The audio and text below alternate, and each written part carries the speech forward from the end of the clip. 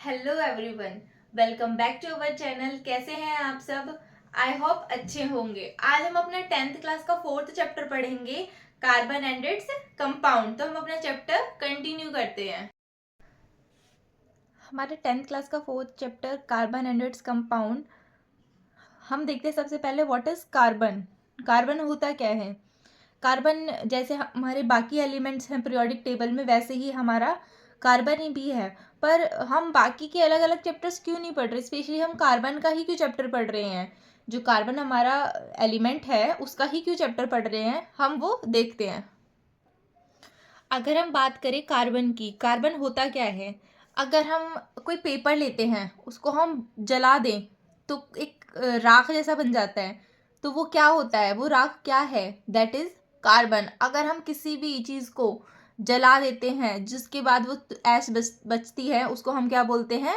Carbon. तो हम अगर अपनी एवरीडे लाइफ की बात करें, इवन हम अपनी बॉडी की बात करें, तो जो हमारी बॉडी है उन सब के अंदर भी कार्बन प्रेजेंट होता है, हर पार्ट में प्रेजेंट होता है।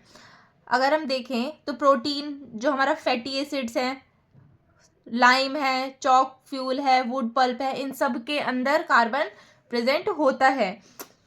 अब हम देखते हैं allotropes of carbon. Allotropes of carbon क्या क्या होते हैं हमारे पास? Carbon, phosphorus and sulphur have allotropes. जो हमारे एलिमेंट्स हैं कार्बन, फोस्फोरस और सल्फर, इनके क्या होते हैं?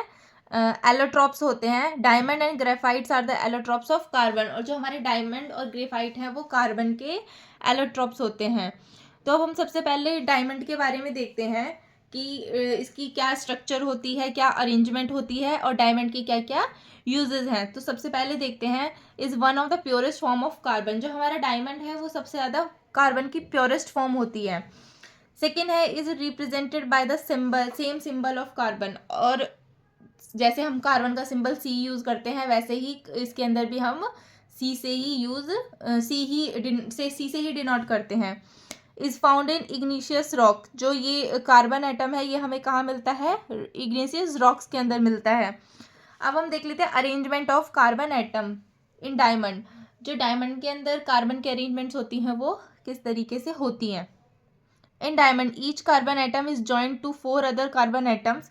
This gives diamond a hard 3-dimensional structure. As there no free electron, diamond is a bad conductor of electricity. It is a good conductor of heat. तो जो हमारा कार्बन एटम होता है, कार्बन एटम हमारा एक टेट्रावेलेंट एटम है। Tetravalent atom means जो अपनी चारों साइड्स पर कोई ना कोई नया एटम अटैच कर सकता है। तो मतलब जो अरेंजमेंट की अगर हम बात करें डायमंड की, तो जो हमारा कार्बन एटम है वो अपने क्या करता है, चारों साइड्स कोई अदर कार्बन एटम से अटैच रहता है, जिसकी वजह से वो एक स्ट्रॉन्ग बॉन्ड बनाता है। उसकी जो स्ट्रक्चर होती है वो काफ़ी हार्ड होती है। तो और जो हमारा डायमंड है वो बैड कंडक्टर ऑफ इलेक्ट्रिसिटी है, इलेक्ट्रिसिटी पास नहीं कर सकता, लेकिन गुड कंडक्टर ऑफ हीट है। यूजेस देख लेते हैं हम डायमंड के। डायमंड को हम ज्वेलरी में यूज़ करते हैं, टूल्स को कटिंग करने के लिए यूज़ करते हैं, ड्रिलिंग में, रॉक में यूज़ करते हैं, space craft of radiation proof windows. Next है हमारा ग्रेफाइट। ग्रेफाइट क्या होता है हमारा? The black slippery solid that is major component of pencil lead is also pure carbon. अब जो हमारा ग्रेफाइट है वो भी हमारा अनदर प्योर कार्बन की फॉर्म है, लेकिन इसकी जो प्रॉपर्टी है वो कैसी होती है? ब्लैक स्लिपरी सॉलिड, काला फिसलने वाला सॉलिड की तरह होता है। मेजर कंपोनेंट हमारा पाया जाता है लेड, पेंसिल के अंदर। The word graphite is right from the Greek word graphein meaning to write. अब हम अरेंजमेंट देख लेते हैं। जो हमने डायमंड के अरेंजमेंट की बात की है, उसमें जो हमारा कार्बन एटम है वो टेट्रावेलेंट है, मीन्स उसके जो चारों साइड्स हैं वो अदर कार्बन एटम से अटैच है। लेकिन जो ग्रेफाइट है, ग्रेफाइट के जो कार्बन एटम्स हैं वो उसकी जो 3 साइड्स हैं वही अटैच है। उसकी 1 साइड क्या रहती है? फ्री रहती है, जिस वजह से जो ग्रेफाइट है वो डायमंड से वीक रहता है। जैसे हम अपनी पेंसिल की लेड की बात करें, हम उसे ईजिली तोड़ सकते हैं, तो उनकी अरेंजमेंट की वजह से ही ये चेंज आता है। अब हम यूजेस देख लेते हैं ग्रेफाइट के। Graphite is use as lubricant, graphite grease, जो हम अपना गाड़ियों वगैरह में ग्रीस यूज करते हैं उसमें काम आता है, इलेक्ट्रिक मोटर्स में काम आता है, और पेंसिल की लेड्स में काम आता है। नेक्स्ट है हमारा फुलरीन, नेक्स्ट एलोट्रॉप्स है हमारा फुलरीन। ये सिर्फ एक बॉल लाइक स्ट्रक्चर होता है जिसे हम C60 भी बोलते हैं। तो जस्ट ये एक बॉल लाइक स्ट्रक्चर होता है जिसे हम बल्कि बॉल भी बोल सकते हैं। अब हमारा टॉपिक है कोवलेंट बॉन्ड। कोवलेंट बॉन्ड होता क्या है? The bond which are formed by the sharing of an electron pair between any two atoms are known as covalent bond. हमारा जो कार्बन है वो एक टेट्रावेलेंट एटम है, मीन्स हमारा जो कार्बन का एटॉमिक नंबर है वो होता है 6। मीन्स जो कार्बन का जो आउटर मोस्ट सेल है उसके अंदर हमारे पास 4 इलेक्ट्रॉन्स हैं। अब उसे अपना ऑक्टेट कंप्लीट करने के लिए 4 ही इलेक्ट्रॉन्स चाहिए। तो वो कार्बन क्या कर सकता है? या तो अपने वो 4 इलेक्ट्रॉन किसी को डोनेट कर दे या फिर 4 इलेक्ट्रॉन वो किसी से ले ले। लेकिन अगर वो किसी को अपने 4 इलेक्ट्रॉन डोनेट करता है तो उसे बहुत ज़्यादा एनर्जी चाहिए होती है अपने इलेक्ट्रॉन्स को रिमूव करने के लिए। लेकिन अगर वो किसी से इलेक्ट्रॉन्स लेता है तो उसके लिए भी हमें एनर्जी चाहिए। तो कार्बन क्या करता है? कार्बन कभी भी इलेक्ट्रॉन को डोनेट ना करके वो इलेक्ट्रॉन शेयर करता है, आपस में शेयरिंग ऑफ इलेक्ट्रॉन करता है। तो वही हम देख रहे हैं, वही हमारा कोवलेंट बॉन्ड कहलाता है। क्योंकि जो हमारे बॉन्ड शेयरिंग से बनते हैं उन बॉन्ड्स को हम बोलते हैं कोवलेंट बॉन्ड। तो हमारे कोवलेंट बॉन्ड 3 तरह के होते हैं, single covalent bond, double and triple covalent bond. तो हम सबसे पहले देखते हैं what is single covalent bond. The bond resulting from the equal sharing of one pair of electron is called single covalent bond. अगर हमारे पास कोई जो एलिमेंट है वो 1 पेयर ऑफ इलेक्ट्रॉन शेयर कर रहा है तो उसको हम क्या बोलेंगे? Single covalent bond. जिस एग्जांपल देख लेते हैं हम हाइड्रोजन का। हाइड्रोजन का हमारा एटॉमिक नंबर होता है 1। जो उसका K सेल है उसमें हमारे पास टोटल 2 इलेक्ट्रॉन्स होने चाहिए, और उस ऑक्टेट को कंप्लीट करने के लिए हमें आउटर मोस्ट सेल को कंप्लीट करने के लिए 1 इलेक्ट्रॉन और चाहिए। तो हमारा एक हाइड्रोजन एटम हो गया, सेकेंड हमारा हाइड्रोजन एटम हो गया। ये दोनों आपस में इलेक्ट्रॉन को क्या कर रहे हैं? शेयर कर रहे हैं। इलेक्ट्रॉन शेयर करने के बाद जो इनका आउटर मोस्ट सेल है वो क्या हो जाएगा? कंप्लीटली फुल हो जाएगा और शेयर्ड पेयर बना लेंगे। तो ये क्या कहलाएंगे? हमारे सिंगल कोवलेंट बॉन्ड।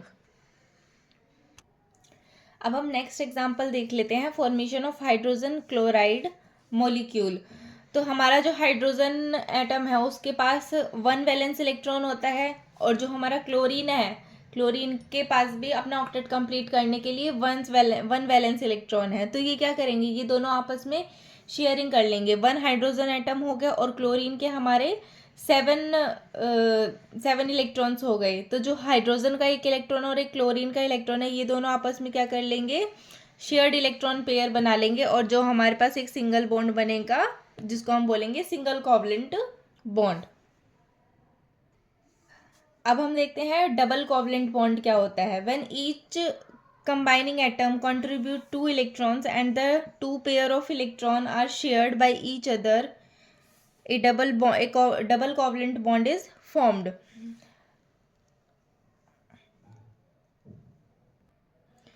जब इलेक्ट्रॉन शेयरिंग में जो हमारे पास 2 इलेक्ट्रॉन पेयर्स हैं वो आपस में शेयरिंग करते हैं तो उसको हम क्या बोलते हैं? Double covalent bond. एग्जाम्पल देख लेते हैं हम ऑक्सीजन का, O2, ऑक्सीजन मॉलिक्यूल्स।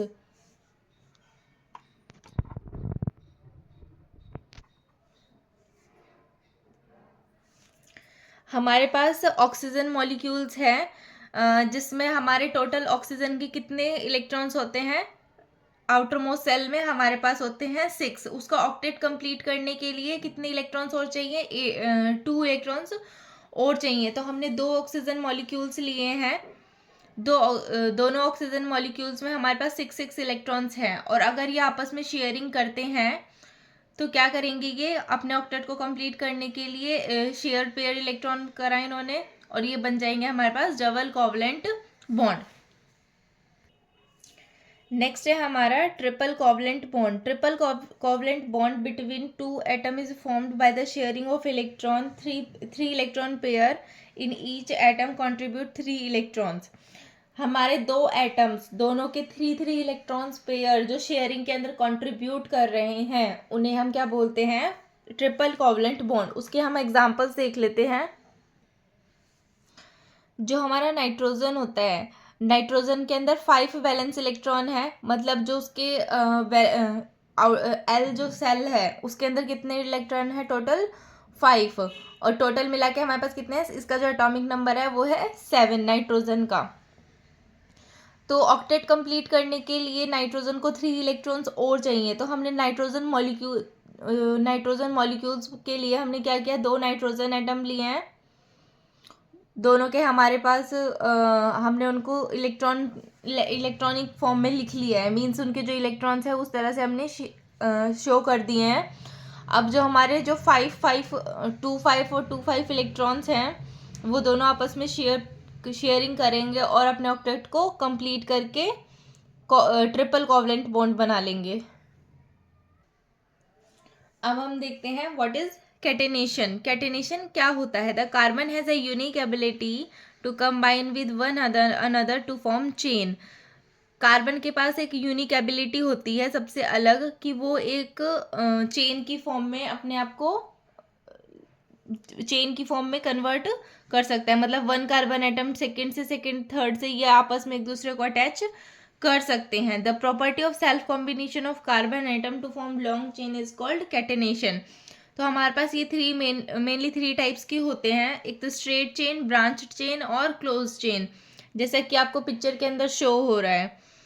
अब हम देखते हैं कि जो हमारे सिंगल बॉन्ड होता है, carbon compound of carbon which are linked by only single bond, उन्हें हम क्या बोलते हैं? Saturated compounds.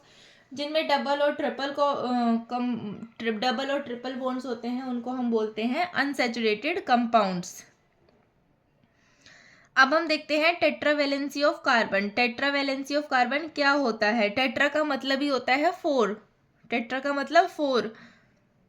Since carbon has a valency of 4, it is capable of bonding with 4 other atom of carbon और some other elements. तो हमारा जो carbon है उसकी जो एटॉमिक नंबर हमारा क्या होता है? कार्बन का 6, और उसके पास 4 वैलेंस इलेक्ट्रॉन होते हैं। मतलब उसके पास ये वाली प्रॉपर्टी है कि वो अपने चारों साइड्स पर कोई नया एलिमेंट अटैच कर सकता है। Compound of carbon are formed with oxygen, hydrogen, nitrogen, sulphur, chlorine and many other elements, giving rise to compound with specific properties which depend on the elements other than carbon present in the molecules. हमारा next topic है hydrocarbons. The organic compound made of only carbon and hydrogen are called hydrocarbon. जो compounds carbon और hydrogen से मिलकर बनते हैं उन्हें हम क्या बोलते हैं? हाइड्रोकार्बन्स। अब हम कुछ एग्जाम्पल्स देख लेते हैं। The simplest hydrocarbon is CH4, this is called methane. Other example hydrocarbon ethane, C2H6। तो ये हमारे पास कुछ एग्जाम्पल दिए हुए हैं। अब हम क्लासिफिकेशन देखते हैं कि हमारे जो हाइड्रोकार्बन है वो किस तरह से क्लासिफाइड हैं। On the basis of structure and property, hydrocarbon can be classified into open chain acyclic hydrocarbon and closed chain cyclic hydrocarbon. Open chain acyclic hydrocarbon contain open chain of carbon atom in their molecules. मतलब जो हमारा hydrocarbon है वो एक तो open chain और close chain के अंदर हमें देखने को मिलता है। मतलब जो हमारा हाइड्रोकार्बन है वो हमें कैसे मिल जाएगा? एक तो ओपन चेन में और एक क्लोज चेन के अंदर। जो ओपन चेन होता है उसे हम बोलते हैं असाइक्लिक हाइड्रोकार्बन या फिर एलिफेटिक हाइड्रोकार्बन, और जो क्लोज्ड होता है उसको हम बोलते हैं साइक्लिक हाइड्रोकार्बन। तो जो हमारा ओपन चेन है वो भी हमारा 2 अलग अलग तरह से क्लासिफाइड है, एक तो सैचुरेटेड और एक अनसैचुरेटेड। सैचुरेटेड अभी हमने पढ़ा था, जो सिंगल बॉन्ड होते हैं जिनमें, उन्हें तो हम बोलते हैं सैचुरेटेड हाइड्रोकार्बन्स या फिर सैचुरेटेड कंपाउंड्स, और जिनके अंदर डबल या ट्रिपल बॉन्ड होते हैं उन्हें हम बोलते हैं अनसैचुरेटेड कंपाउंड्स। तो अब हम एक बार सैचुरेटेड हाइड्रोकार्बन्स के बारे में जान लेते हैं कि ये क्या होते हैं। Saturated hydrocarbon, a carbon in which all the four valencies of carbon are fully satisfied by the formation of only single covalent bond, is called saturated hydrocarbon. Saturated hydrocarbon are also called paraffins and or alkanes. जो हमारे saturated hydrocarbon है उन्हें हम paraffins और alkanes भी बोलते हैं। अब इसमें आपको एक टेबल शो हो रही है जिसमें हमें सैचुरेटेड हाइड्रोकार्बन या फिर एल्केन्स की जो 10 हमारे पास 10 कंटिन्यूस चेन होती है वो बताई हुई है, जो हमारे सिर्फ सिंगल बॉन्ड होते हैं, क्योंकि सिंगल बॉन्ड वालों को ही हम सैचुरेटेड हाइड्रोकार्बन कहते हैं। सबसे फर्स्ट है हमारा मीथेन, जिसमें हमारे पास 1 कार्बन एटम है और एक कार्बन एटम हमारा 4 हाइड्रोजन से अटैच है। सेकेंड है हमारा इथेन, जिसमें हमारे 2 हाइड्रोकार्बन है और 2 हाइड्रोकार्बन के साइड में सारे चारों तरफ हाइड्रोजन अटैच हैं। थर्ड है हमारा प्रोपेन, जिसका फॉर्मूला है हमारे पास C3H8, जो हमारे 3 कार्बन से अटैच है और हाइड्रोजन से। फोर्थ है हमारा ब्यूटेन, जिसका फॉर्मूला है C4H10, जिसके अंदर 4 कार्बन एटम है और 10 हाइड्रोजन एटम्स हैं। नेक्स्ट है हमारा पेंटेन C5H12, जिसमें हमारे 5 कार्बन एटम है चेन में और उसके साइड में हमारे पास 12 हाइड्रोजन एटम अटैच है। नेक्स्ट है हमारा हेक्सेन C6H14, जिसमें हमारे 6 कार्बन एटम है और 14 हाइड्रोजन एटम अटैच हैं। नेक्स्ट है हमारा हेप्टेन, जिसमें हमारे कार्बन एटम 7 हैं और 16 हाइड्रोजन एटम अटैच हैं। नेक्स्ट है हमारा ऑक्टेन, जिसका मॉलिक्यूलर फॉर्मूला है C8H18, जिसमें हमारी जो कार्बन है वो 8 कार्बन एटम अटैच हैं और 18 हाइड्रोजन एटम। नेक्स्ट है हमारा नोरेन, जिसका मॉलिक्यूलर फॉर्मूला है हमारा C9 और H20। 9 carbon molecules 9 carbon atom attach हैं और 20 हाइड्रोजन एटम। लास्ट है हमारा डीकेन, जिसमें हमारे 10 कार्बन एटम्स हैं जो चेन में अटैच हैं और 22 हाइड्रोजन एटम। अब हम देखते हैं अनसैचुरेटेड हाइड्रोकार्बन्स क्या होते हैं। Hydrocarbon in which 2 carbon atoms are bonded with to each other by double और triple bond are called unsaturated hydrocarbon. जो हमारे हाइड्रोकार्बन है वो डबल या ट्रिपल बॉन्ड से अटैच हैं एक दूसरे से, तो उन्हें हम क्या बोलेंगे, अनसैचुरेटेड हाइड्रोकार्बन। तो जो हमारे अनसैचुरेटेड हाइड्रोकार्बन अगर डबल बॉन्ड से अटैच है तो उन्हें हम क्या बोलते हैं, एल्कीन, जिसका हमारा जर्नल फॉर्मूला हो जाता है CnH2n। और अगर हमारा जो बॉन्ड है ट्रिपल बॉन्ड से अटैच है तो उसे हम बोलेंगे एल्काइन, जिसका मॉलिक्यूलर फॉर्मूला हमारा हो जाता है CnH2n-2। और जो हमारा एल्केन होता है उसका फॉर्मूला होता है CnH2n+2। तो हमें इसमें दिया हुआ है कुछ एक टेबल दी हुई है जिसमें हमारे पहले डबल बॉन्ड से अटैच जो है वो कार्बन एटम्स दिखाए गए हैं। सबसे फर्स्ट है हमारा इथीन, जिसका मॉलिक्यूलर फॉर्मूला है C2H4। जो अगर हमारा डबल बॉन्ड जैसे ही आता है तो एन की जगह, जैसे हमारा एल्केन होता है तो एल्केन की जगह वहाँ पे ईन आ जाएगा, जैसे मिथीन, प्रोपीन, ब्यूटीन, पेंटीन, हेप्टीन, हेक्सीन, इस तरह से। तो हम टेबल में देखते हैं, हमारे पास दिया हुआ है इथीन, जो हमारा कार्बन कार्बन क्या है, डबल बॉन्ड से अटैच है। उसका कंडेंस्ड फॉर्मूला भी दिया हुआ है कि आप उसको कैसे लिख सकते हैं। नेक्स्ट है हमारा प्रोपीन। प्रोपीन में जो हमारा फर्स्ट कार्बन एटम है वो क्या है, डबल बॉन्ड से अटैच है। ऐसे ही हमारा ब्यूटीन और पेंटीन दिए गए हैं। अब हम नेक्स्ट देखते हैं एल्काइंस, जिसमें हमारे ट्रिपल बॉन्ड्स लग जाएंगे। तो हमारा एग्जाम्पल दिया हुआ है टेबल के अंदर, इथाइन, जिसका मॉलिक्यूलर फॉर्मूला दिया है C2H2। तो जो हमारा कार्बन एटम है वो ट्रिपल बॉन्ड से अटैच है और साइड साइड में क्या आ जाएंगे, 1 हाइड्रोजन एटम। ऐसे ही हमारा प्रोपाइन दिया हुआ है और ब्यूटाइन। अब हम अपना एक इम्पॉर्टेंट टॉपिक देखते हैं, alkyl group. The alkyl group is formed by removing one hydrogen atom from one alkane molecule. For example, if one hydrogen atom from methane CH4 is removed, CH3 remain. This is an alkyl group, and since it has formed from methane, it is called methyl group. अगर हमने methane लिया, methane का हमारा formula होता है CH4, उसमें से हम एक हाइड्रोजन एटम को रिमूव कर दें तो वो क्या बन जाएगा हमारा CH3, जो कि बन जाता है मिथाइल ग्रुप.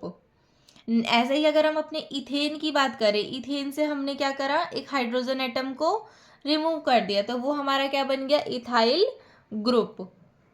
जो हमारा ये डैश है,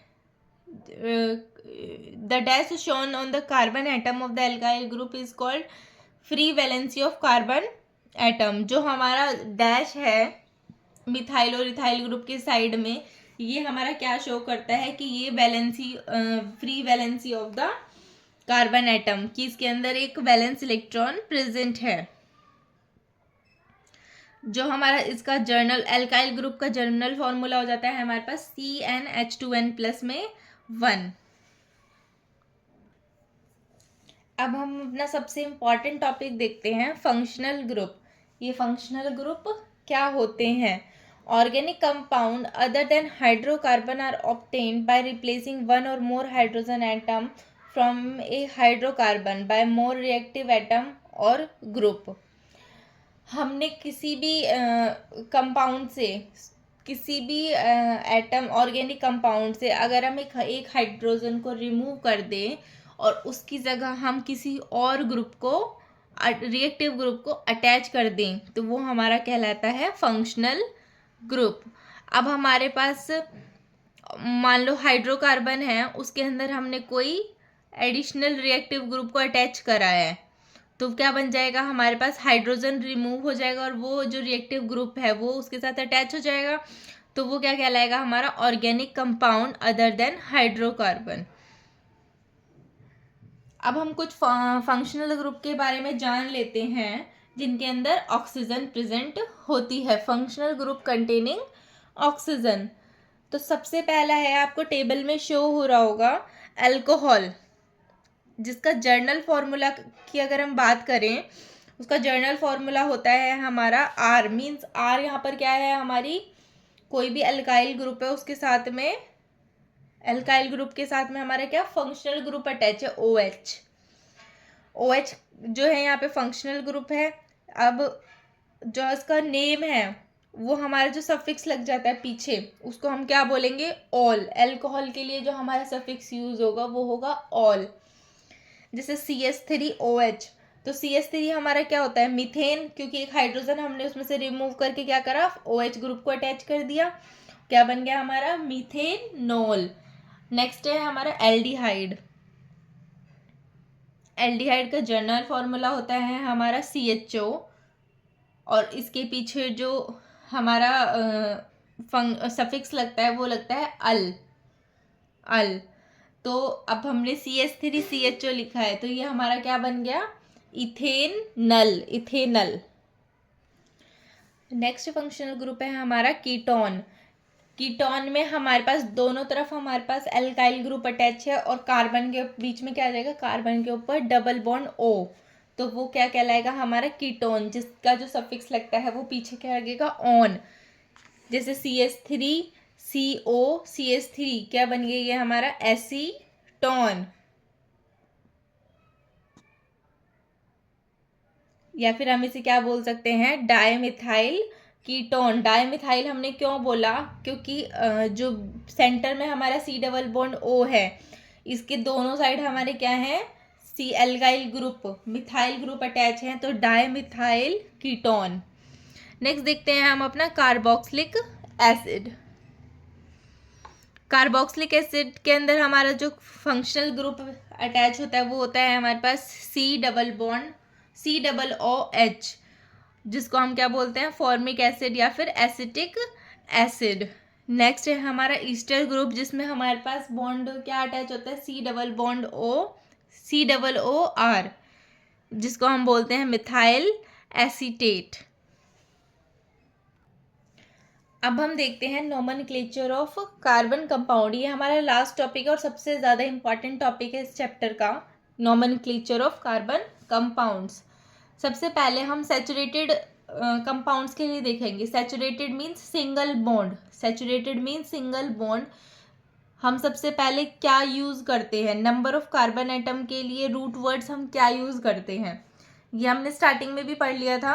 1 कार्बन एटम के लिए हम मिथ यूज़ करते हैं, 2 के लिए इथ, 3 के लिए प्रॉप, 4 के लिए बुट, 5 के लिए पेंट, 6 के लिए हेग्स, 7 के लिए हेप्ट, 8 के लिए ऑक्ट, 9 के लिए नॉन और 10 के लिए डेक। तो ये हमारा सैचुरेटेड कंपाउंड के लिए रूट वर्ड्स जो हम यूज़ करते हैं। सैचुरेटेड हो अनसैचुरेटेड हो, रूट वर्ड्स यही यूज़ होते हैं, बट जो हमारा बाद में सफिक्स ऐड होता है वो चेंज हो जाता है। तो हम वो सफिक्स अब देखते हैं नेक्स्ट टेबल में कि हमारा सफिक्स क्या ऐड हो जाता है। अगर हमारा सैचुरेटेड हाइड्रोकार्बन है मीन्स सिंगल बॉन्ड है, तो हमारा सफिक्स यूज होगा एन, मतलब alk ane, alkane, meth ane, methane, eth ane, ethane. तो जो हमारा सफिक्स है वो क्या ऐड हो रहा है, हमारा एन। अगर हम बात करें डबल बॉन्ड की, तो डबल बॉन्ड में हमारा जो सफिक्स यूज होगा वो हो जाएगा ईन। अगर हमारा अनसैचुरेटेड हाइड्रोकार्बन है मीन्स डबल बॉन्ड है बीच में, दो कार्बन के बीच में डबल बॉन्ड है, तो हमारा सफिक्स क्या यूज होगा, ene. Alk plus ene, alkene, eth ene, prop ene, but ene, pent ene, hex ईन।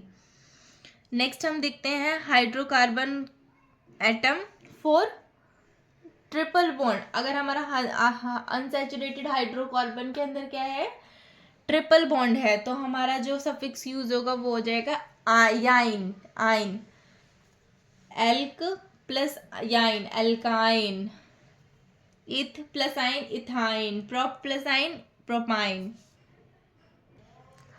अब हम बात करते हैं फंक्शनल ग्रुप की। अगर हमारा फंक्शनल ग्रुप अटैच है कोई, तो हमारा क्या क्या यूज़ होगा। अगर हमारे पास halogen means chlorine, bromine, iodine add है, तो हमारा यहाँ प्रीफिक्स लगेगा हमेशा। प्रीफिक्स मीन्स जो आगे ऐड हो, किसी भी नेमिंग से आगे ऐड हो, जैसे क्लोरो, ब्रोमो। अब हमारे पास यहाँ पर 3 कार्बन की चेन दी हुई है, जिसे हम क्या बोलेंगे, और फर्स्ट कार्बन पे हमारा क्लोरीन अटैच है, तो क्लोरो प्रोपेन। प्रोपेन क्यों आया, क्योंकि सैचुरेटेड कंपाउंड है। ऐसे ही अगर हमारा ब्रोमीन ऐड है तो हमारा bromo propane. Next double bond के लिए हमारा सफिक्स क्या हो जाएगा, ईन, प्रोपीन। ये हमने अभी पढ़ा है। ट्रिपल के लिए हमारा आइन, तो प्रोपाइन। अगर हमारा अल्कोहल जुड़ा हुआ है तो उसका सफिक्स क्या यूज होगा, हमारा ऑल। मतलब अगर हमारा वही 3 कार्बन वाली चेन है और OH ग्रुप अटैच है मीन्स अल्कोहल ग्रुप अटैच है, तो क्या बन जाएगा, प्रोपेन प्लस में ऑल, प्रोपेनॉल। एल्डिहाइड अगर हमारा ग्रुप देखे तो एल्डिहाइड का सफिक्स होता है अल। तो अगर हम देखें 3 कार्बन चेन पे डबल बॉन्ड ओ अटैच है फर्स्ट कार्बन एटम पे, तो प्रोपेन प्लस अल, प्रोपेनल। अब नेक्स्ट है हमारा कीटोन। कीटोन का जो हमारा सफिक्स है वो ओन यूज होता है, कीटोन। तो क्या हो जाएगा हमारा, प्रोपेनोन। नेक्स्ट है हमारा कार्बोक्सिलिक एसिड, जिसका हमारा सफिक्स यूज हो जाएगा ओइक एसिड। तो क्या हो जाएगा हमारा ये प्रोपेनोइक एसिड। अब हमने इनका जो फंक्शनल ग्रुप होते क्या है, ये क्या क्या फंक्शनल ग्रुप है, ये हमने अभी पीछे टेबल में पढ़े थे कि जो अल्कोहल है उसके लिए हमारा OH फंक्शनल ग्रुप होता है, एल्डिहाइड के लिए CHO, कीटोन के लिए COOR, कार्बोक्सिलिक के लिए COOH। इसकी यहाँ पर हमने जस्ट नेमिंग बताई है कि हम नोमेनक्लेचर कैसे करेंगे फंक्शनल ग्रुप के साथ। अब हम नेक्स्ट टॉपिक देख लेते हैं हमारा आइसोमेरिज्म। आइसोमेरिज्म हमारा क्या होता है। Isomer are defined as compound which have the same molecular formula but different structural formula. अगर हमारे पास जो कोई कंपाउंड है उसका मॉलिक्यूलर फॉर्मूला तो सेम है, लेकिन क्या है, स्ट्रक्चर फॉर्मूला डिफरेंट है, तो उसको हम क्या बोलते हैं, आइसोमेरिज्म। अब हम मीथेन देख लेते हैं। मीथेन, इथेन और प्रोपेन, हमने इथेन, मीथेन, प्रोपेन को तीनों को लिख लिया। अगर मान लो हमारे पास number of carbon n butane है, मतलब एन ब्यूटेन का मतलब 4 कार्बन एटम है हमारे पास, वो अटैच है, उसको हम क्या बोलेंगे, एन ब्यूटेन। उस एन ब्यूटेन को हम किस किस तरीके से अरेंज कर सकते हैं, या तो वो चेन में हो सकता है, या फिर 3 कार्बन अटैच हो, 3 कार्बन की चेन होके बीच वाला जो सेंटर कार्बन है उस पर हमारा एक कार्बन अटैच हो सकता है। तो जो हमारी सिंगल चेन होगी उनको हम बोलेंगे एन ब्यूटेन। अगर हमारा बीच वाले सेंटर में एक कार्बन और अटैच हो जाएगा तो उसको हम बोलेंगे आइसोब्यूटेन। अब पेंटेन की हम बात कर लें। ऐसे ही अगर हमने सिंगल चेन बनाई है तो हमारा बन जाएगा एन पेंटेन। अगर हमारे सेकेंड कार्बन एटम पे एक कार्बन और अटैच हो जाए आकर तो उसको हम क्या बोल देंगे, आइसोपेंटेन। और अगर हमारा एक कार्बन जो सेंटर वाला कार्बन एटम है उसके दोनों साइड पे और कार्बन एटम अटैच हो जाए तो वो हो जाएगा हमारा नियोपेंटेन। तो ये है हमारी isomerism. Cycloalkane. The alkane show that carbon atom can join to form chain, but they can also form ring of carbon atom. This gives another homologous series of hydrocarbon called cycloalkane. अभी हमने normal functional group के बारे में पढ़ा जो हमारे एक chain में होते हैं या फिर ब्रांच में होते हैं, पर अब हम साइक्लोएल्केन्स के बारे में बात करते हैं जो ये टेबल के अंदर शो हो रहे हैं। अब हमारे पास तीन कार्बन एटम है जो हमें एक साइकिल फॉर्म में दिख रहे हैं, जिसका मॉलिक्यूलर फॉर्मूला है C3H6 और कंडेंस्ड फॉर्मूला भी हमारे पास गिवन है। साइक्लोब्यूटेन को हम क्या, एक स्क्वायर शेप में हमें दिखाई दे रहा है। नेक्स्ट है हमारा साइक्लोपेंटेन। साइक्लोपेंटेन जिसका जो मॉलिक्यूलर फॉर्मूला है हमारा C5H10 और स्ट्रक्चरल फॉर्मूला हमारा पिक्चर में शो हो रहा है। नेक्स्ट है हमारा साइक्लोहेक्सेन C6H12 जो कि एक क्लोज्ड बेंजीन बोल सकते हैं हम, जो क्या बना रहा है ये, बेंजीन। C6H12 हमारा क्या कहलाता है, C6H6 हमारा एक बेंजीन कहलाता है जो हमारा एक ऑर्गेनिक कंपाउंड है। कार्बन एंड इट्स कंपाउंड से मोस्टली हमारे आइसोमर्स के बारे में आता है टॉपिक एग्जाम में, कि आइसोमर्स क्या होते हैं, व्हाट इज कैटेनेशन। ठीक है, हमारी नॉमेनक्लेचर आ जाती है, हम कौन से ग्रुप के लिए कौन सा फंक्शनल ग्रुप यूज़ कर रहे हैं, मींस अल्कोहल के लिए हमने क्या, कौन सा फंक्शनल ग्रुप का क्या नेमिंग यूज़ किया, OH पीछे सफिक्स क्या लगाया है। तो इस टाइप के क्वेश्चन हमारे आते हैं। यहाँ पर होता है हमारा चैप्टर कंप्लीट। अगर किसी को कोई डाउट है तो वो मुझे कमेंट सेक्शन में जाके ज़रूर पूछ सकते हैं। Thank you.